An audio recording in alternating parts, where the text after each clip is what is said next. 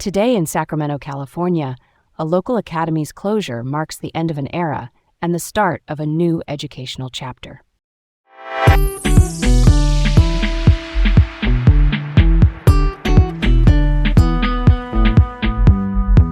All right, let's set the stage for this one. I'm Leah. And I'm Garrett. Welcome to Laid Back Local, the news of the day with Leah and Garrett in Sacramento, California. First up, Governor Newsom and California Democrats blame President Trump after a second deadly shooting by federal agents in Minneapolis. Governor Gavin Newsom, along with other California Democrats, are condemning President Trump for the killing of Alex Jeffrey Preddy by a federal immigration officer in Minneapolis. This incident follows a similar shooting earlier this month, which has really ramped up tensions in the city. Newsom and other officials are pushing for the removal of ICE and federal agents from U.S. cities, pointing to the escalation of violence and the wrongful targeting of citizens, like Preddy, who was actually a U.S. citizen with no criminal record. Honestly, I just can't get behind the federal approach here. We're talking about basic human rights and the unacceptable loss of life. It's surprising how a U.S. citizen with no criminal record ended up in this situation. Totally, Garrett. It's really important to address who is responsible for the escalation. There's just a lack of accountability right now. All right, let's roll on.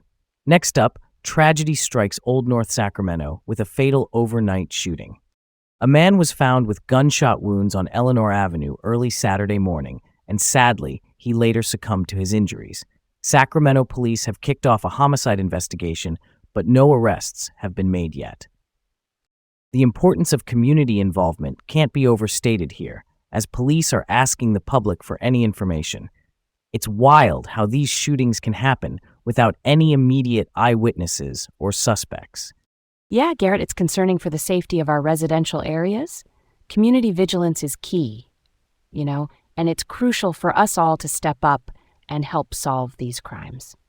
Okay, let's move on. The Trump administration is backing the Sites Reservoir, enhancing California's water storage plans. Federal officials have approved funding for 25% of the construction costs for the Sites Reservoir, which is expected to start by early 2027. This reservoir is designed to store up to 1.5 million acre-feet of water, helping to mitigate drought impacts. However, local labor unions are not too happy about Barnard Construction Company leading the project, questioning their experience.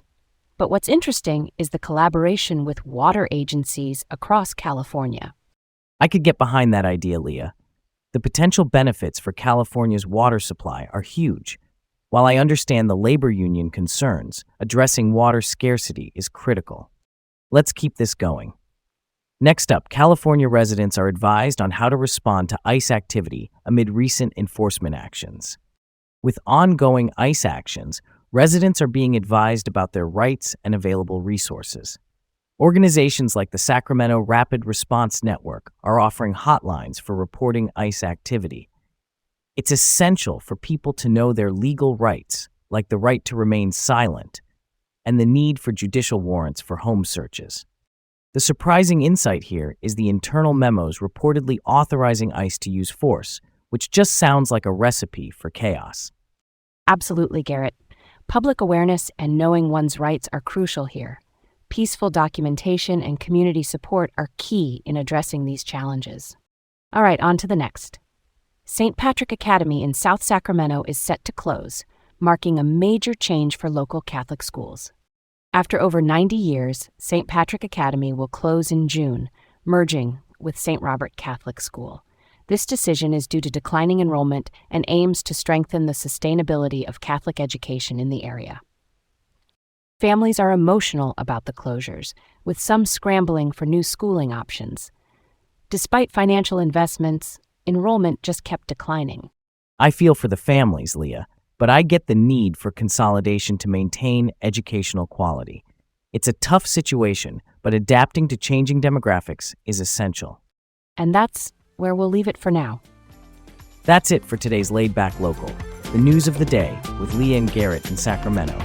Stay informed, stay safe, and join us again tomorrow.